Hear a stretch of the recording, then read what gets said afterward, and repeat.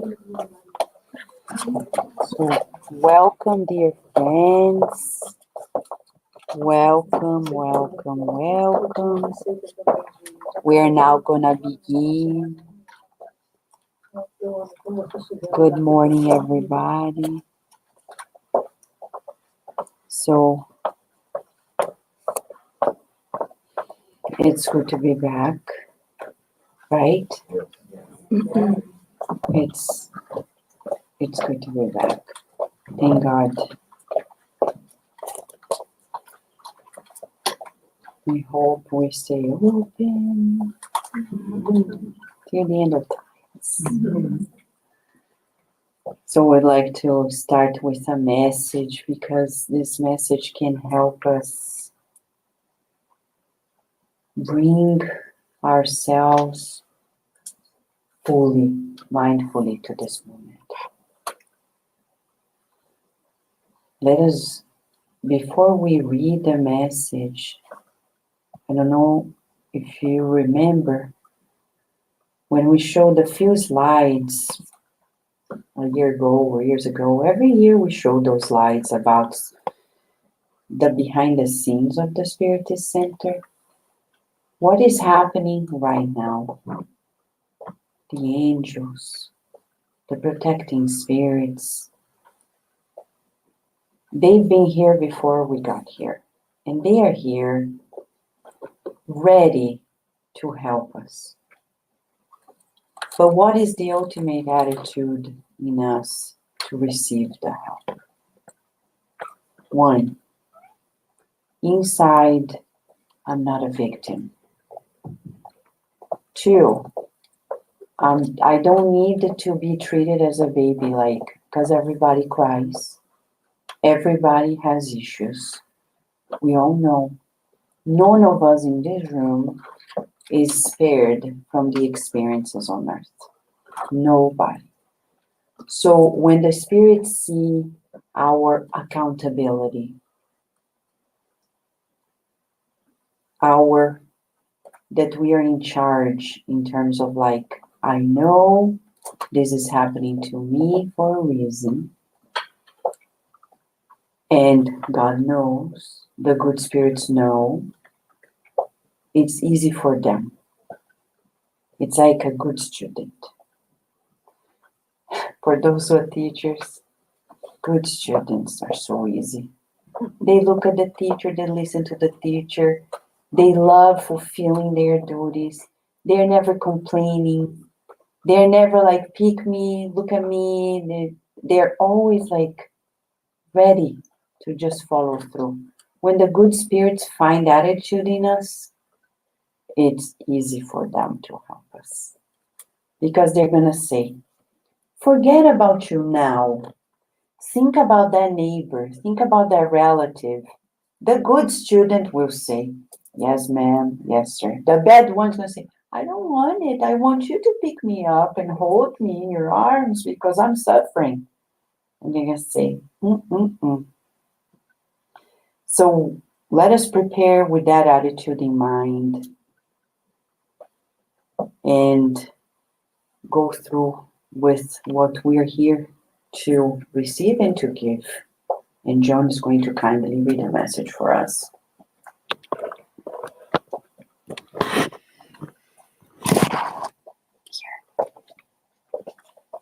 It's okay.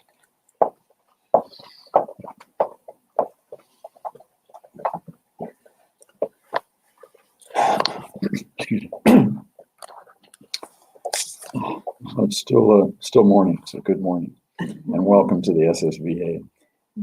The message comes from the Spirit Emmanuel, written by the Spirit Emmanuel through the mediumship of Francisco Bendito Javier, and it is number 101, entitled "The Veil of Self." Paul to the Philippians, chapter 2, verse 21. For everyone reaches for what is his own and not for what is Jesus Christ. Emmanuel writes, we do, in fact, study with Christ, the divine science of connecting ourselves with the Father, but we are still a long ways from a genuine communion with the divine interests. From behind the veil of self, we hold on to regretful blindness in the presence of life. Let us impartially examine our characteristic attitudes as we serve the good, of which we are beginning co-workers, and we will see that even there, in virtue-related issues, our amount of individual caprice is invariably enormous. And I had to look up caprice because it's shifting around from various moods. You just don't care. The ancient legend of Narcissus is very much alive to some degree in our smallest gestures. In everything and everywhere, we are in love with our own image. We usually love ourselves and our dearest ones. However, if they express points of view that are different than ours, even if they are superior, we instinctively feel less affection towards them. Regarding our endeavors for the good, we especially love the methods and procedures that derive from our own way of being and thinking, because if the work evolves and improves, reflecting the thoughts of other people instead of our own, then almost imperceptibly we lose interest in it. We accept collaboration from others, but we find it difficult to offer our own. If we are in a superior position, we happily donate a fortune to the needy brother or sister who is beneath us, so that we may lustfully relish our fine, upstanding qualities in the acknowledgement he or she will be constrained to offer us for a long time.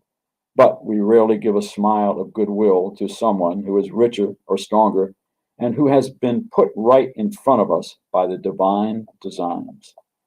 At every step of the human struggle, we find virtue surrounded by vice, and that worthwhile knowledge is almost always suffocated by the thorns of ignorance, because unfortunately, each one of us usually seeks his or her own self.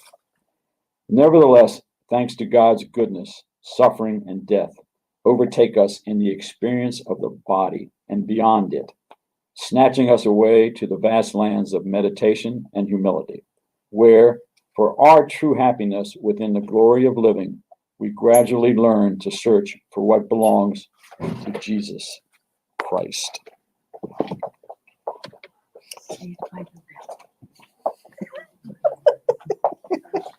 Who was saved by the bell? Okay. All right. So let us say our prayer as we begin here this moment of reflection.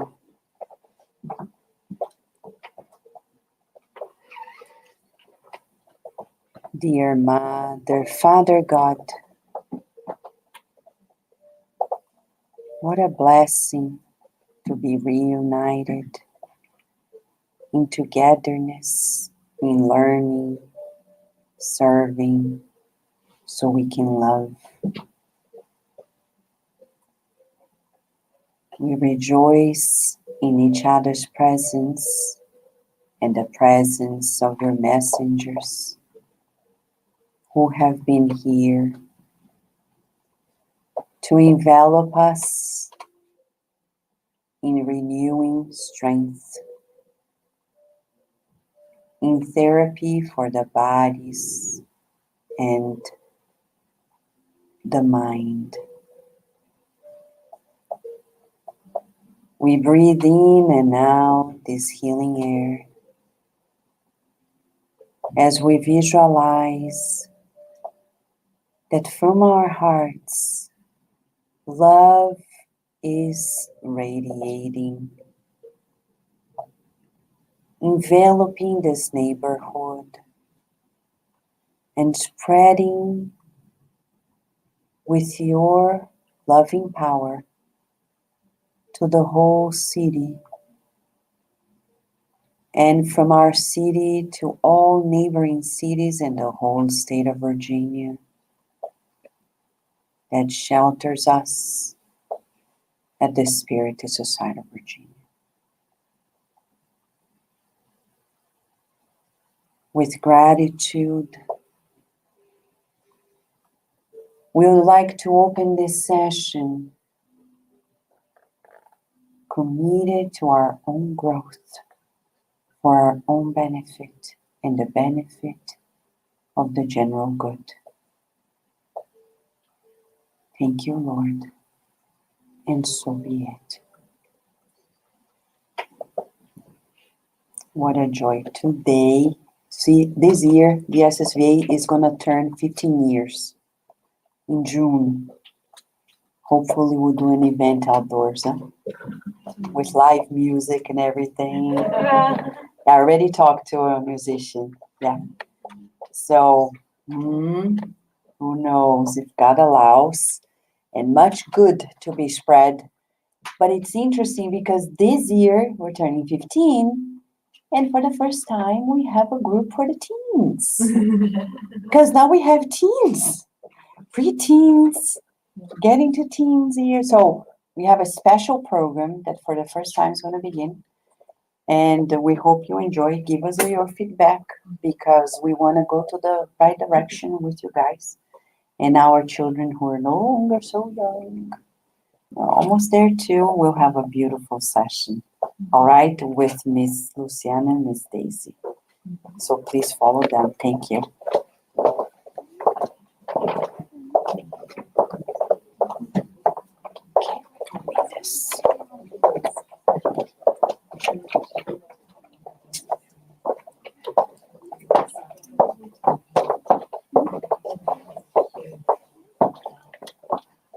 So today we're beginning with a new book.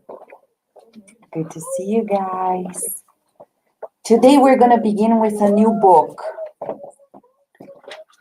I mean, every Sunday we're studying Andrew Lewis books.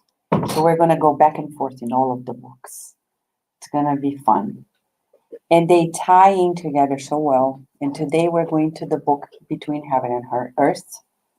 In Portuguese, Entre a Terra e o Céu. So it's good to know that at least in Portuguese, these books are in audio format somewhere on YouTube. And you can get the PDF for free. It's amazing. But in English, we have the luxury of having them also on Kindle format. And it's an opportunity for us to go through. At the beginning of this book, written in 1954, Emmanuel prefaces the book by saying to us,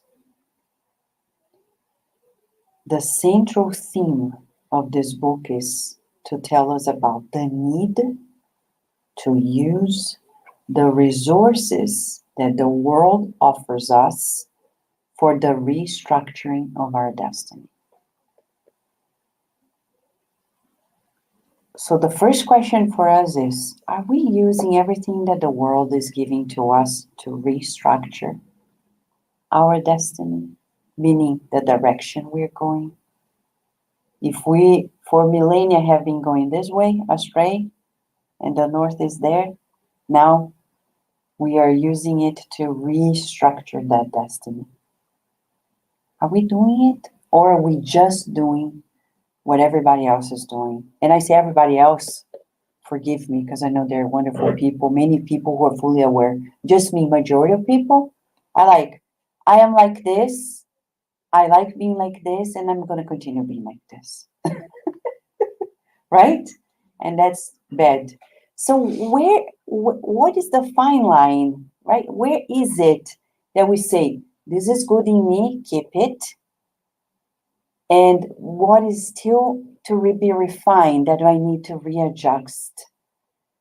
It's so important because sometimes we doubt ourselves so much that we lose track, and to stay safe, we just encapsulate ourselves into this mode like, I'm like this, I'm gonna die like this, I'm gonna die like this forever.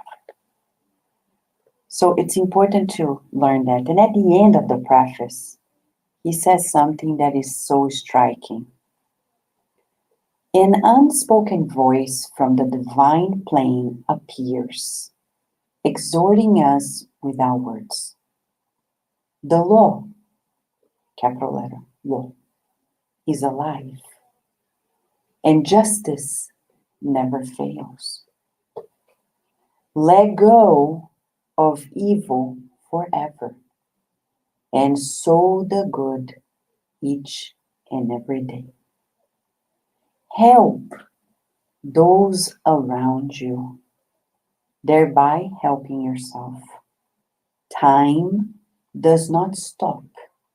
And if you now find your yesterday, do not forget that your today will be the light or the darkness of your tomorrow. So these are the lines that the book brings to us in its essence. Just that paragraph can give us a new direction.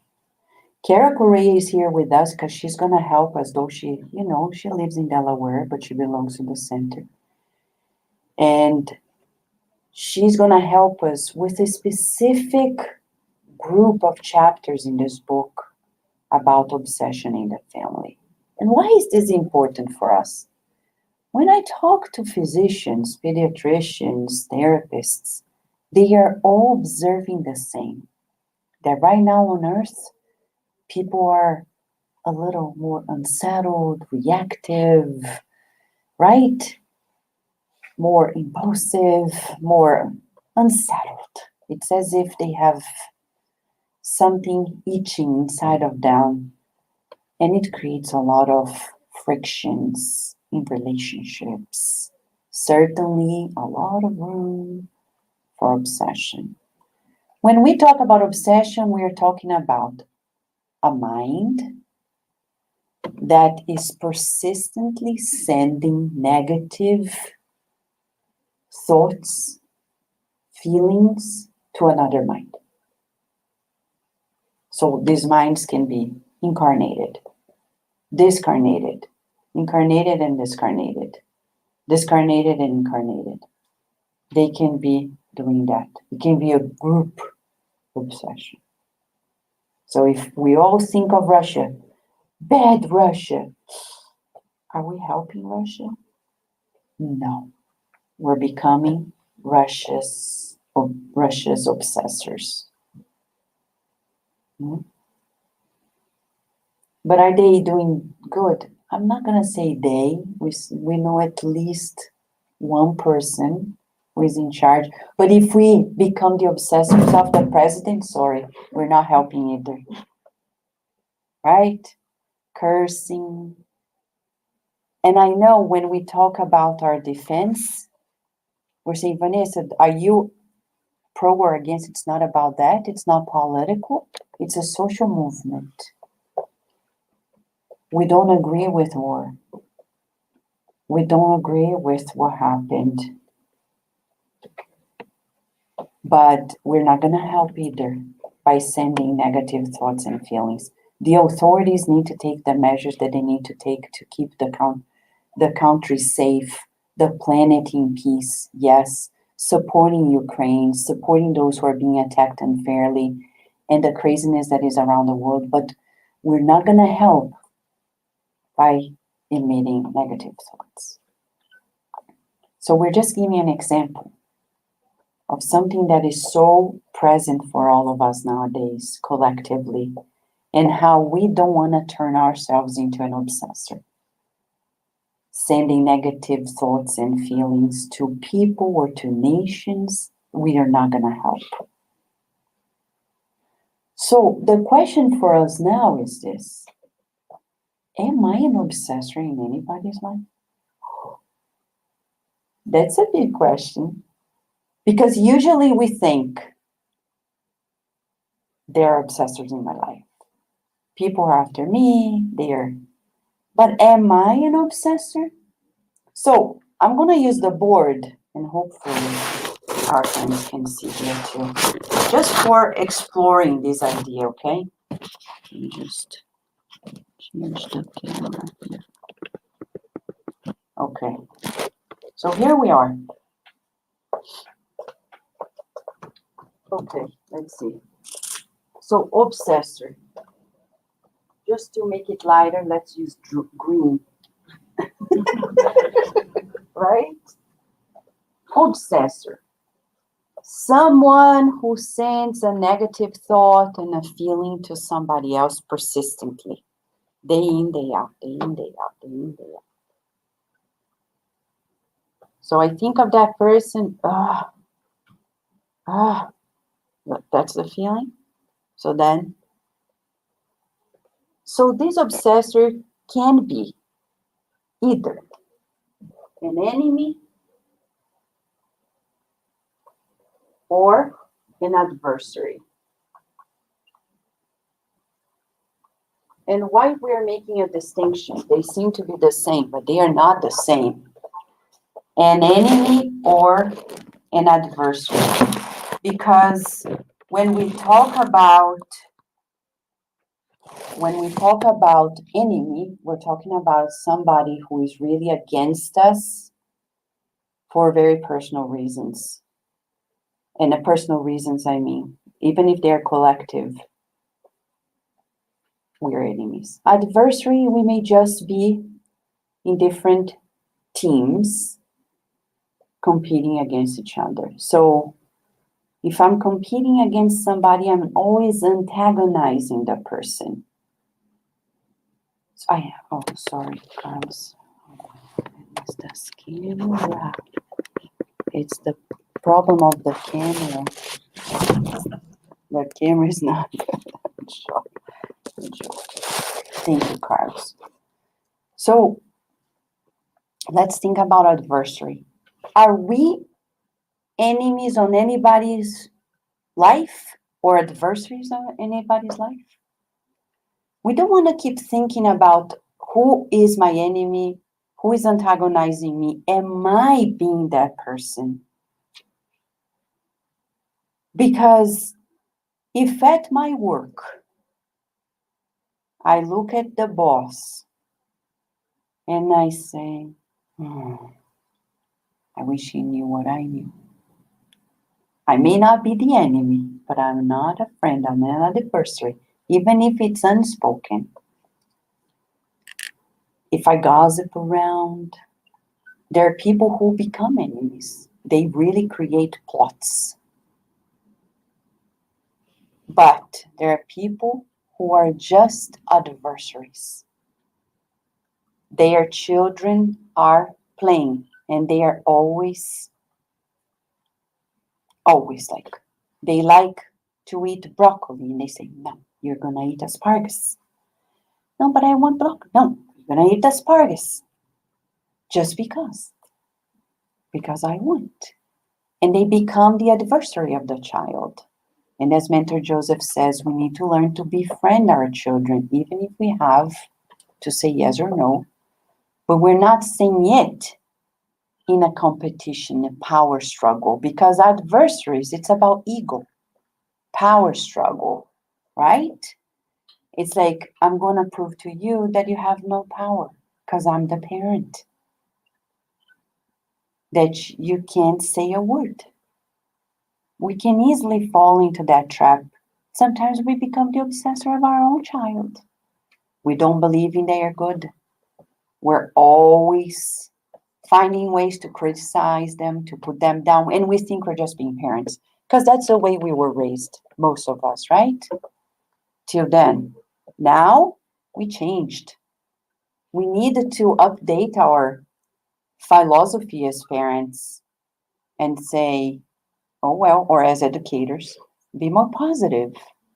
We don't want to be obsessors of our own children, of our own spouses sometimes. Everything the spouse does, we do otherwise. If they like yellow, I don't like yellow. And then, why we're saying this? Because the topic today is about obsession in the family. And you will see, Kara's going to help us recall the story, and then we're going to chew upon some parts of it to tease us. We're going to learn that this is all in the mind. Andre Luis is going to teach us here in several pieces of the chapters that will come that this obsession begins in the mind. I may not kill somebody physically, but if I wish them dead, if I wish them ill, like we're going to say in the chapter, we are actually taking actions that will draw into our lives obsessors. So if I don't want to be obsessed, I need to stop being an obsessor as well. Blessed are the merciful, said Jesus. If I persecute someone, someone is going to persecute me. And that's exactly what we're going to see in this chapter. Sometimes our jealousy, our spite, will create in our lives misery. And that's the story that Carol, I'm going to turn on the TV here so you can see Carol. 1 second, Carol. Turned it off.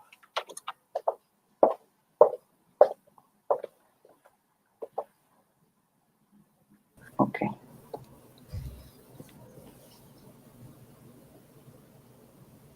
Right, Carol? Right. Thank you, Vanessa. All right. So we are ready for you, Carol. Thank you.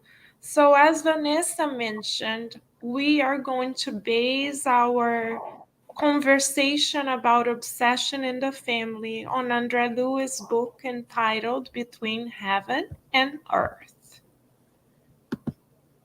As Vanessa already explained as well, obsession occurs in the family when there is persistent negative influence that takes place from mind to mind. And there are three scenarios, as Vanessa mentioned. We can be in the spiritual realm and connect mind to mind with someone who is here in the physical plane, or it could be the opposite. We can be here and connect mind to mind with the discarnate in the spiritual plane, or we can obsess each other on the physical plane in the cases that Vanessa mentioned as well. How do we know if we are being obsessors? When we engage in a mono idea, that refers to one single idea that we quote cannot get out of our minds. So if we engage in a negative idea that keeps ringing and ringing and ringing and ringing like a broken record, we are likely connecting mind to mind with another incarnate or discarnate spirit, and we are becoming obsessors. This is the case that Andre Lewis shows us in the book Between Heaven and Earth. In the book Between Heaven and Earth, there is one family that we come to learn. We have Zumira, Odila, and Evelina as three central characters. Odila is the first wife of Amaros and the mother of Evelina and Julio. Zumira is the second wife of Amaro, and she is the one lying in bed in the picture that you see on the screen. Odila discarnated 2 years prior to this moment, and now she has become Zumira's, the second wife's, obsessor. Let us come to understand Zumira's, the first wife's, spiritual emotional profile, because in understanding her profile we may see ourselves and therefore diagnose if we are becoming obsessors. So if we take a mental spiritual picture of Zumira's, Odila's emotional state and spiritual state, we learn that Odila, the first wife, the discarnate wife, is overwhelmed by feelings of jealousy, pride, and selfishness.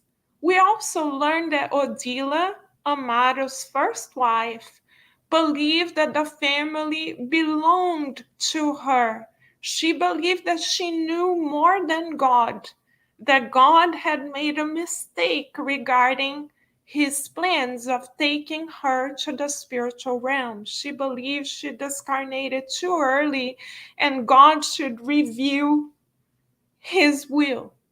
To go back to Andre Lewis' words, we would like to read the profile of Odila's spiritual and mental state in accordance to the report that was shared in Nosso Lar.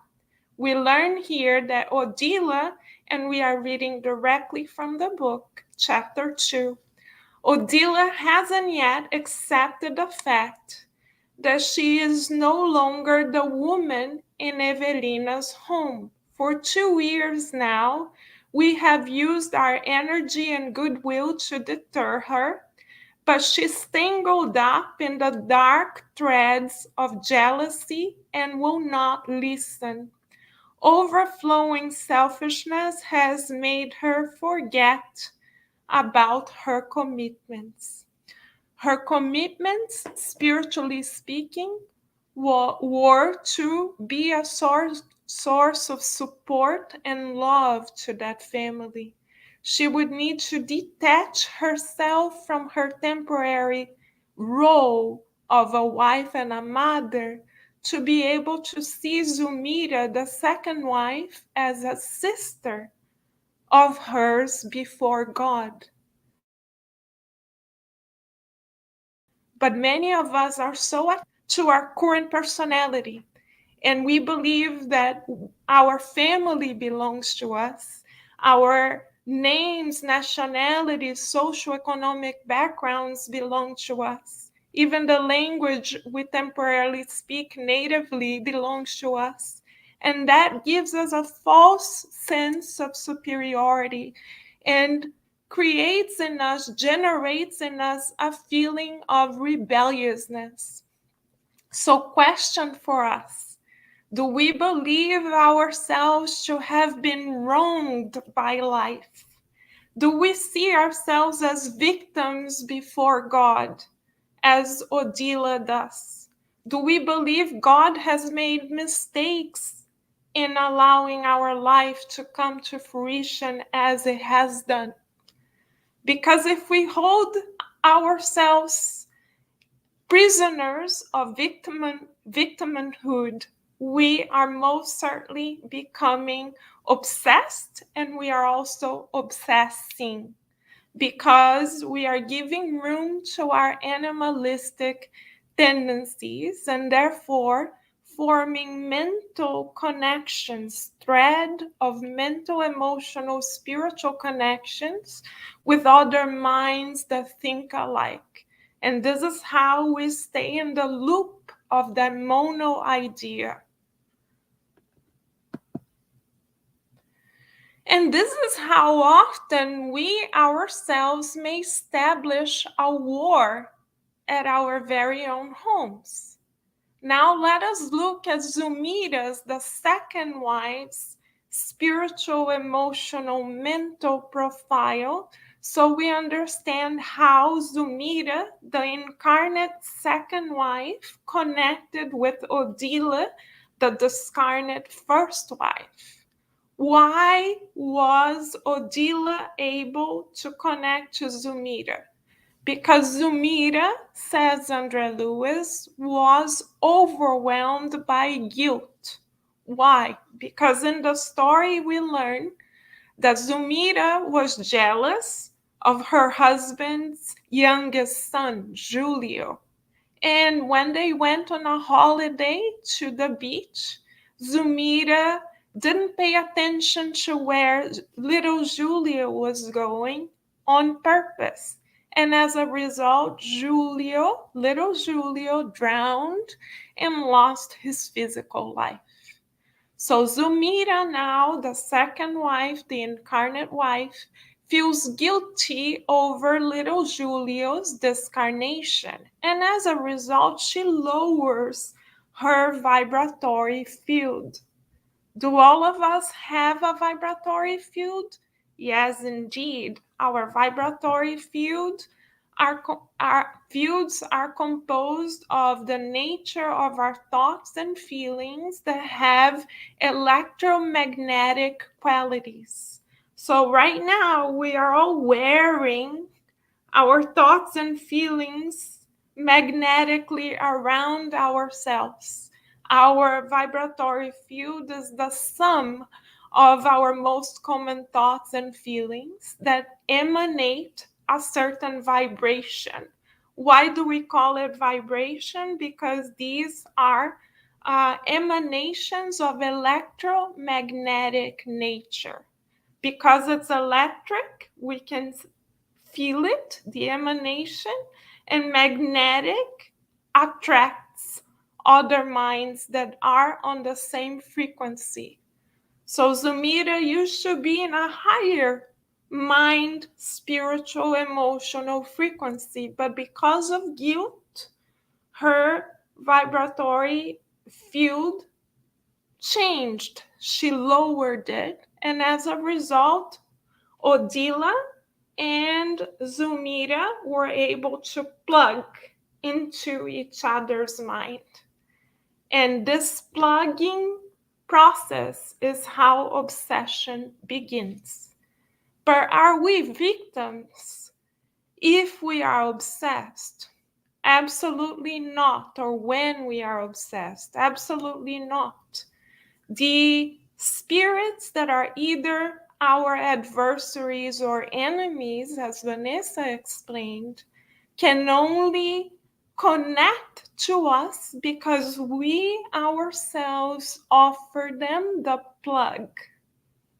Yes, it's like in our minds, we have an emotional, spiritual outlet that allows them to plug into our thoughts and feelings. So the question for us is, what kind of plugs are we creating in our minds? As we learn with Zumira's case, guilt is most certainly a feeling that allows for our vibratory fields to lower and for enemies or adversaries to plug themselves into our minds. And this is how Zumira and Odila established an ongoing mental battle. This is the case with us, dear friends, as well. How many times we ourselves are at home, and when we meet our partners, for instance, we say, oh, they never say what we expect them to say. They don't give us the attention that we deserve. Oh, we wish we were not in this situation. Why did we put ourselves in this situation? Why is it that other people have it better than we do? When we ask ourselves these questions, first of all, we are not thinking of giving of ourselves. Rather, we are thinking of taking from others to ourselves. Secondly, we are being selfish because we are only thinking about having our needs met. And third, we are being prideful because we believe our partner or our child or another loved one has to be the way we want them to be so that our expectations are met. And selfishness and pride, dear friends, are the plugs that most attract obsession. Why? Because we invite the other person mentally into a duel. We may not dwell with them physically, but with our thoughts, we are punching them right in the face. With our thoughts, we are literally bringing them down. With our thoughts, we may be, as Odila was, taking their vitality away. And this kind of mental battle may even lead to physical illnesses, as it was the case with Zumira. So the question for us, again, so important, is, are we engaging in mental battles? with any of our loved ones? Because if we are fomenting war, invisible war, at least to the incarnate eyes, right, Vanessa? Yes, I want to add an observation in the book as you're describing. It just came this sentence when the two women, the discarnate and the incarnate, they encounter when the bodies are asleep. Mhm. This mental battle is such that the woman who is obsessing, as if the other one was not, she says, liar. She says, no, I didn't murder him. I didn't, because he drowned. Liar, I read your thoughts. I read your desires. I read your pulse. So how many of us, as Kara is reminding us, we're home like, and sometimes we have those thoughts towards our very family members. We don't punch them. We don't kick them. We don't spank them. But we do it with our thoughts and our vibrations. We are the very adversaries of our family members because they speak and we're like, oh, can't believe she's saying this or he's saying that. We don't say a word, right? And then we go to our work or to school and we keep thinking and dwelling with that person mentally. And some of us do even worse. We project that the other one is wishing us ill. And in reality, we're the one wishing them ill. And we think, yeah, they don't like me. No. You are the one who does not love. I remember a psychologist named Celia Regina George saying to somebody that day you stop rejecting that family member is going to stop rejecting you. Sometimes we feel victims, like they do this. But what am I contributing? Sometimes I'm not contributing with words or actions, but I'm doing exactly like Sumira. In my mind, I'm dwelling, I'm doing the whole battle, but the other one is showing the other side. At least they're more transparent while we're cowarding ourselves behind the scenes of our minds in thoughts and feelings and words. So this text is very powerful, reminding us of this. And then as I give it back to Carol, I want to remind of the plug. If this is a dual, why are they connected? Through the feeling of guilt. So Clarencio, who is the spirit doctor here, he's saying the feeling of guilt is always a collapse of the conscience, and dark forces make their appearance through it. Because of her destructive remorse, Zulmira fell to Odila's emotional level, and both became locked in a deadly feud unseen by ordinary human eyes. It is a case where earthly medicine is completely ineffective. All the psychiatric cases, all, no exception, are due to this. They feel guilty, they are entrapped, they're obsessed, and they're obsessing too. So you can take any medication, do any therapy. If we don't cleanse the heart, if we don't learn to forgive and to forgive ourselves, we won't. No medication is going to serve a purpose. That's why many people say, the doctors are giving me depression medicine and anxiety medicine, and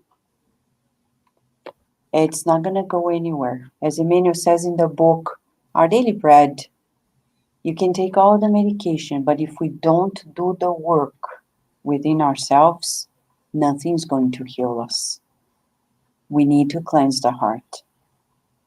And sometimes it's hard because people say, but I have nothing against anybody. I just don't want to talk to that person. I just don't want to see them again. I just don't want them in my life. That exactly is what we're talking about. Precisely. Right, Carol? Right, Vanessa. Absolutely. And as you said, we often engage in mental battles that are invisible to the human eyes, but that are very visible to the discarnate spirits and that do influence the psychosphere of our homes and of every environment that we are a part of.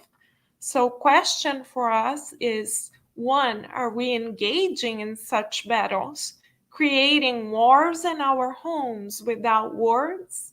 And question number two, what have been our vibratory contributions to our homes?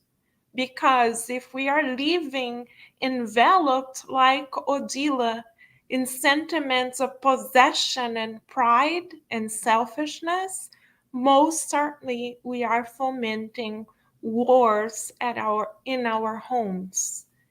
So let us also, dear friends, take this opportunity to revisit our family relationships. Are we taking the time to give more than to take? Are we taking the time to look at our family members not as our partner or our children, but as spirits who have come into our lives to teach us how to improve ourselves spiritually? Are we able to look at our children and feel as though they are children of God first and foremost? Or are we like Odila, thinking that our children belong to us and we know best, even better than God? If we think in this manner, as Vanessa said, we may lose vitality because we are battling with the Supreme Lord of life, and we may thus experience illness, physical, mental, emotional illness that has no quote unquote standard cure, but that of us cleansing our hearts. How then do we go about cleansing our hearts? As we continue to study the story of this family as described by André Lewis, we learn that Evelina, the daughter of Odila and Amaro, stepdaughter of Zumira, incarnated on the earth at the teenager level. She was at that point 15 years of age. She is able to engage in a heartfelt prayer. What is a heartfelt prayer? It is a sincere and selfless prayer. In this case, from a teenager. Her prayer was so heartfelt that it reached the Ministry of Assistance in Au Solar. And this single heartfelt prayer mobilized an expedition from the higher realms to the earth to assist Odila and Zumira in their reconciliation and thus healing process. As Vanessa mentioned, the only permanent solution to our mental, emotional, spiritual illnesses is in finding the strength to forgive rather than to battle. And Evelina was the one who started the whole process with her prayer. We would like to go back to André Lewis's very words in describing this prayer to us. 1 second as we go to Andre Lewis's words. Andre Lewis tells us that there was even a chart showing the frequency of her prayer in the spiritual realm. The chart that statistically and graphically showed the high frequency of Evelina's prayer show us that she was kind and she meant every word that she said. And it says here that this was a luminous impulse that was so luminous that was able to reach very high. And they explained that this was a diverted prayer because originally Evelina prayed to her mother Odila for help, but her mother was in no condition to help. So the prayer, says Andre Lewis, was diverted, redirected to another target. The other target was the very minister of assistance in nosso lar, Clarencio. So one prayer ignited a change in the whole family dynamics. So, therapeutic question for us: how do we pray? A, do we scream at God, saying something like, "Oh, dear God, this is so painful. Please save us. We can't stand it anymore. Can you please stop? Please, God, listen. Can you stop, please?" This is a kind of prayer that would be screaming at God. Or do we bargain with God in something like, "Oh, dear God, we will stop eating chocolate for a whole month if you help that family member change for us"? In this case, we are negotiating with God in a very childlike mode, telling God, "We will give you this if you give us that." Or do we pray surrendering to God as Evelina did, as in, "Please, dear God, may your will be done. May peace and kindness and love in your presence envelop everyone in this family and beyond. We would like to fulfill your will. Please inspire us with patience, love, courage and kindness with one another, because we want to change ourselves for the better to fulfill your will." So let us pay attention to how we are talking with God and remember that we are incarnated not to ask God to fulfill our whims as if God were a genie of the lamp from whom we got 3 wishes, but we are incarnated to improve ourselves spiritually by fulfilling the will of God. And as Vanessa said, the only way we can find freedom from obsession or from being obsessed or obsessing ourselves is to become peacemakers.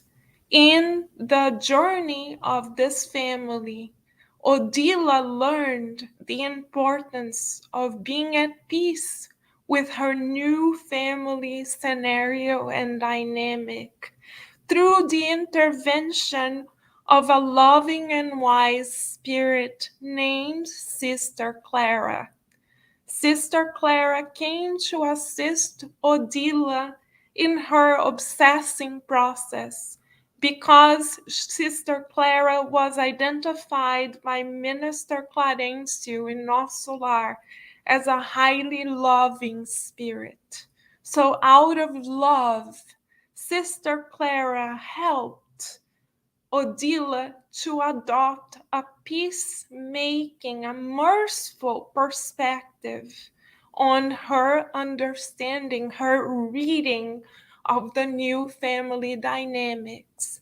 Sister Clara presented this new perspective to Odila about Zumira, the second wife, by explaining that Zumira was a source of support to her exhausted husband, to Adila's teenage daughter who still needed guidance, and to her son Julio, who would return to Earth in a new reincarnation through Zumira. So, Sister Clara helped Odila understand that by supporting Zumira, she would be supporting her whole family.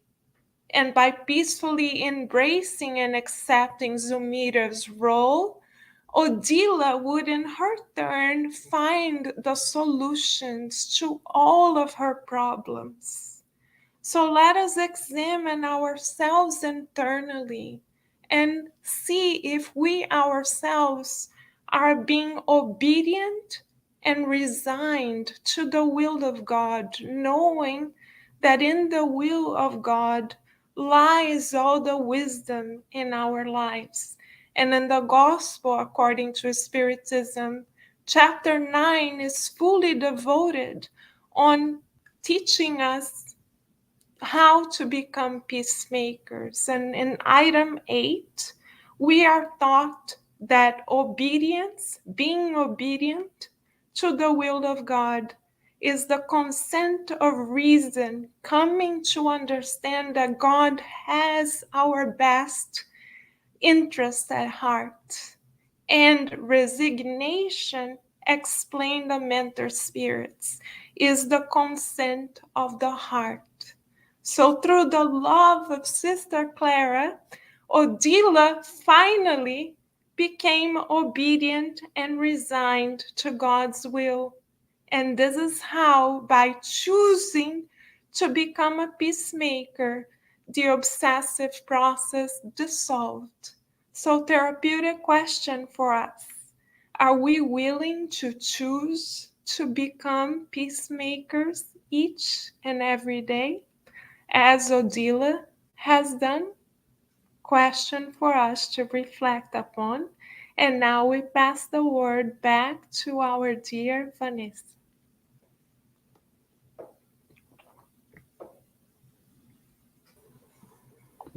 Thank you, Carol.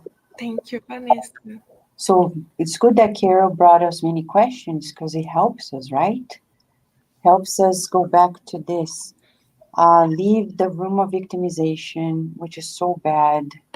Yesterday, I was talking to somebody who is very knowledgeable in understanding the translation of the English language into the Brazilian one and vice versa. The council, the ambassador of Brazil. And he said, Vanessa, we don't have that word in Portuguese, accountability. And we don't. And it's interesting because culturally we lack it, he said. I said, no wonder. Spiritism came very strongly in Brazil because to remind us we need to be held accountable. Zulmira, she wished the death of that boy. Now let's look at the law. The divine law brought since Moses. Mamma mia. It's even before Christ. It says, do not kill. And what do? We kill. Because we say, he is evil. He needs to be killed.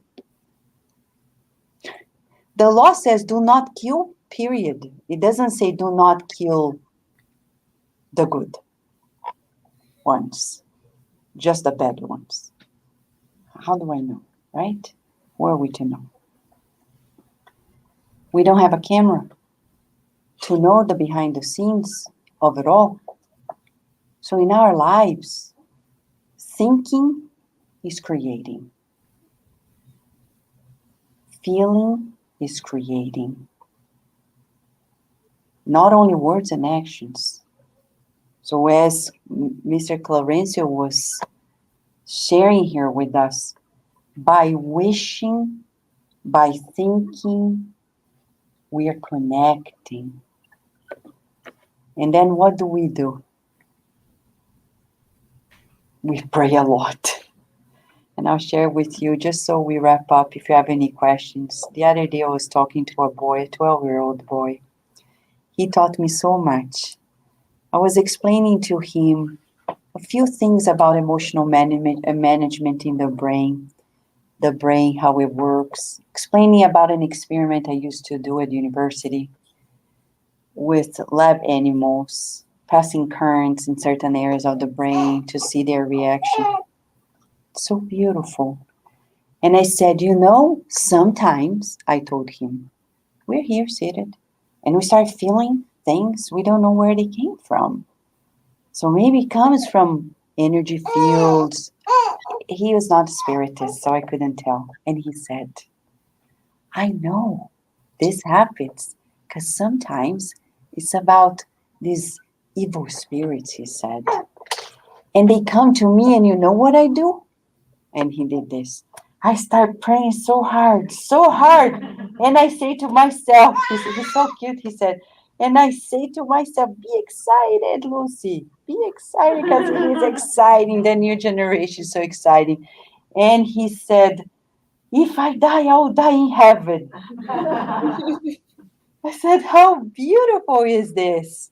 You pray so hard that you surrender and say, God, I am in your arms. I am in heaven, no matter what happens.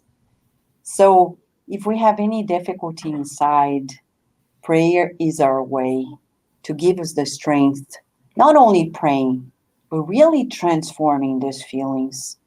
And if we can't do it alone, we have a therapist. And if we can't have a therapist by any reason, we have the therapist, Jesus Christ. So I'd like to open for a question or two before we go to the passes. If anybody online has questions too, feel free to ask. If anybody has a question, things that were not clear or need to be further elaborated. John? I had a comment because Sure. this is Friday night we were visiting. And one of the members has problems at work. It's very similar to this. The situation has deteriorated over a 5 or 6 year period, and the person's totally unhappy at work and trying to move. And you can understand how the negative stuff is coming out about the work environment, the people he's in, and of course he's getting it right back, and he's totally unhappy. Yeah. So interesting you're talking about their work situation, because usually we see people who struggle in terms of power, like power struggle, they don't have good self-esteem. Because they really want to prove that they are the authority, that they are the ultimate knowledgeable person. Nobody knows anything. They are the only ones who know. And sometimes not even the boss, it's the employee that thinks that way. They think that the boss doesn't know anything, that they're just out of luck, right? And they know more than, and if they were them, they would do much better, but they don't. But they think they would. It's self-esteem. And what is self-esteem all about? Lack of God and a lot of pride. Then we need to power struggle with people to prove that they are wrong and we are right. And we want to be loved, but we don't want to love. We want to be approved of, but we don't want to approve of other people. The beauty of this to bring to all of us is that this week we can practice, and it's going to be so much lighter if we just think, I don't need to power struggle. I don't need to prove anything. I don't need to dwell. I don't need to be respected because I respect. Feel it. If I respect, I'm so complete in that respect that I don't need anybody to show respect to me because I respect you. I approve of you. So I don't need to wait for you to approve of me because my vase, my jar of the heart is complete. I love. I don't need to be loved. Jesus is our guiding model. He loved, he respected, he approved of us and still does.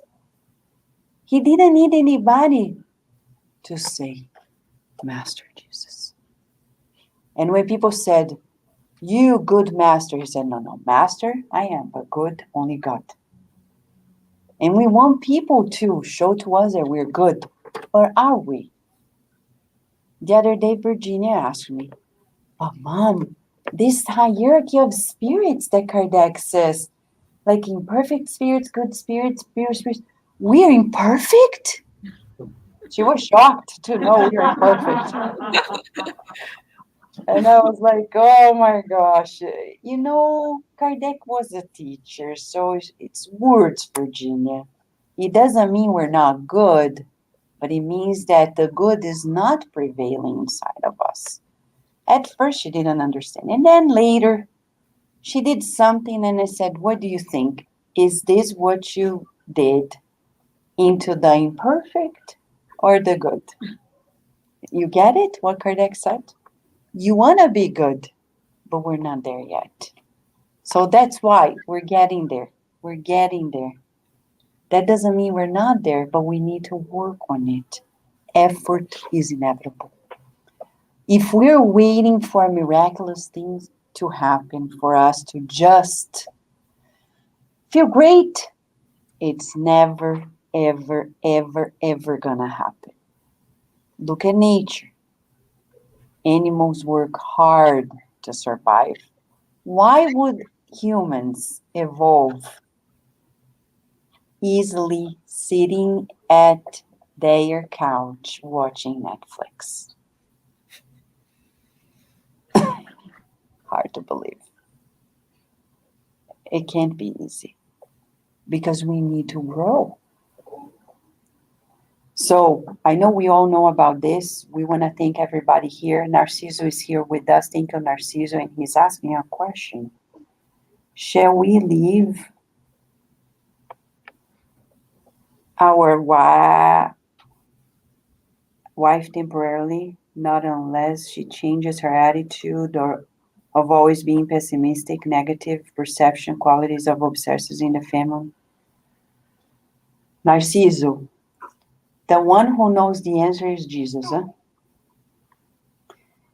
It's in the book Good News, which we've studied together, chapter on Joanna of Cusa, and it's in the Spiritist magazine.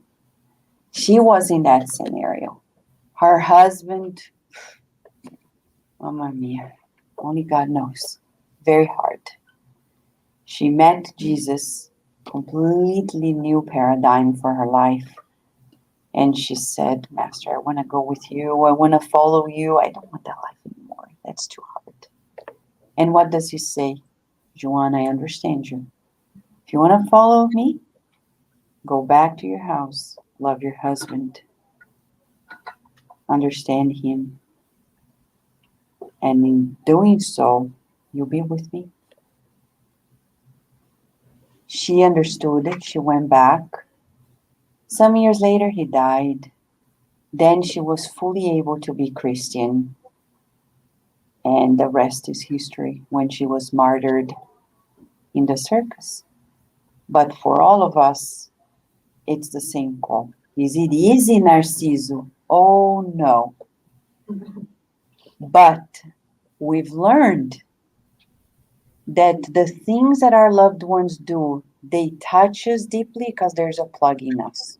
For example, if Jesus heard us saying, I don't like you, you silly, would he be hurt? Would Jesus be hurt with us? No. Would we be hurt if somebody said it to us? Yes. You see the difference? Why doesn't he hurt in Jesus?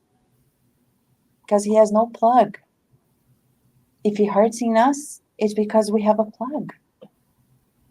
So we need to uninstall this inner plug for whatever people are doing with us.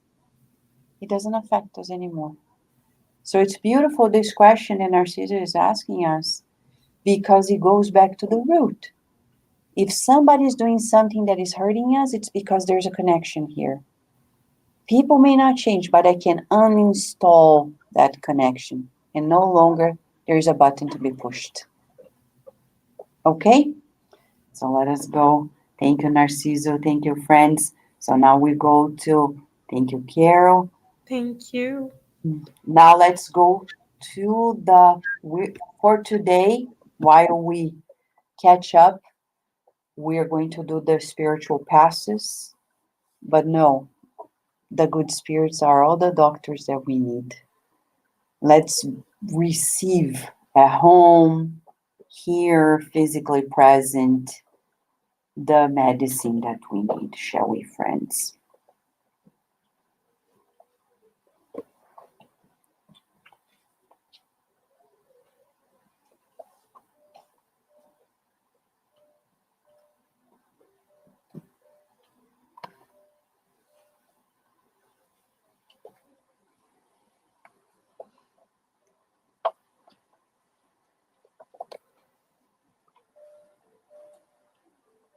Let us visualize a beautiful lavender field of flowers, therapeutic flowers. Visualize ourselves there, walking through the spiritual gardens of the Spirit Society of Virginia and its hospital. Breathing the calming perfume of the flowers and the rays of healing light that comes from those flowers. They envelop us completely, enveloping our homes, our workplaces. We visualize this light going through our heads, bathing our brains in balancing energies, enveloping our chakras, calibrating us, balancing us.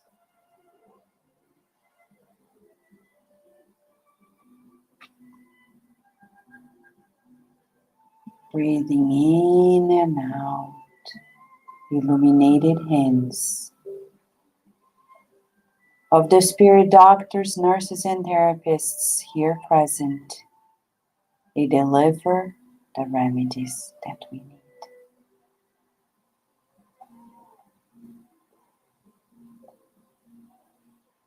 Breathing in and out.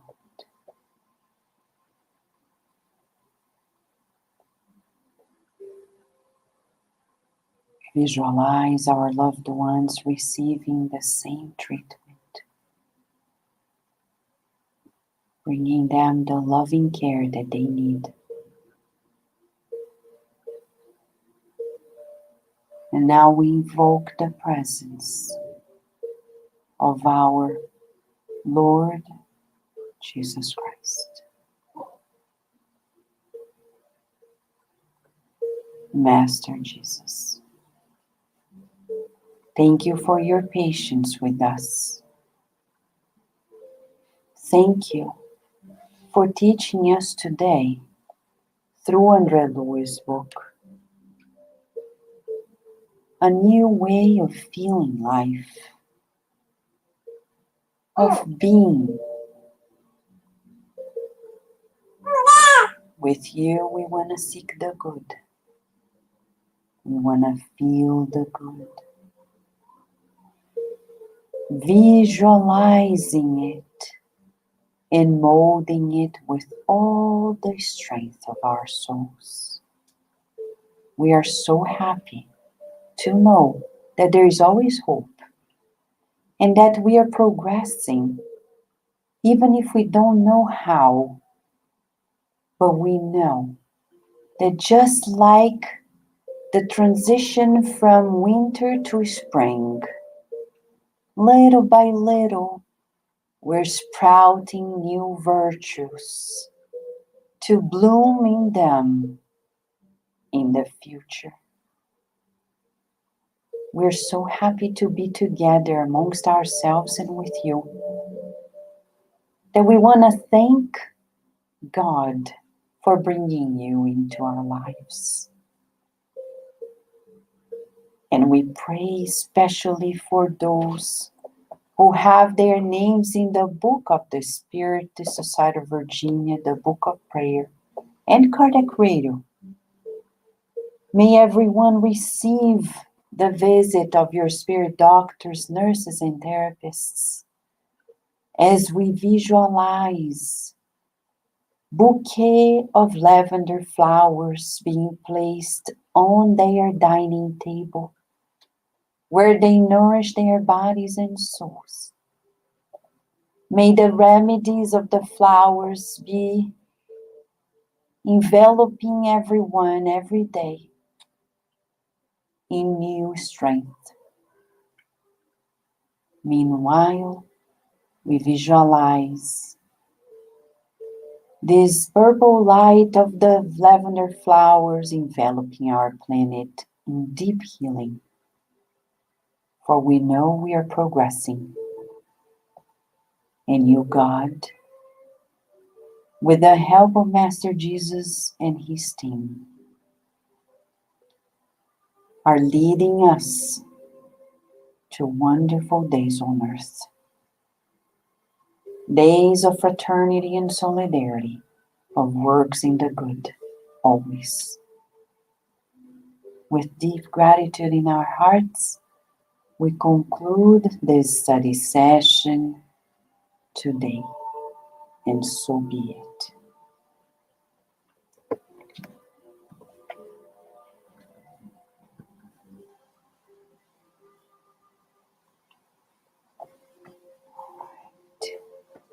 Thank you, friends who have been here with us. We wish you a lovely day. Till next time.